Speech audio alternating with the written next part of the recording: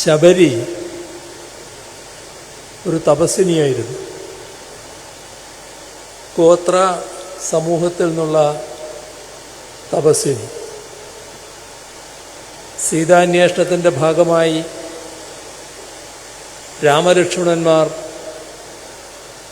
ആ വഴി വരുന്നത് കാത്തിരുന്ന ആ ശബരിയുടെ പേരിലാണ് പിന്നീട് ഐതിഹ്യം.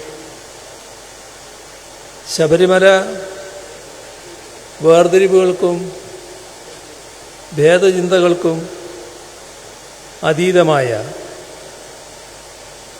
ജാതിഭേദം മതദ്വേഷം ഏതുമില്ലാതെ അങ്ങനെയുള്ള വേർതിരിവുകൾക്കും ഭേദചിന്തകൾക്കും അതീതമായ മതാതീത ആത്മീയതയെ ഉദ്ഘോഷിക്കുന്ന, എല്ലാ മനുഷ്യർക്കും ഒരുപോലെ പ്രാപ്തമായ ആരാധനാലയമാണ്.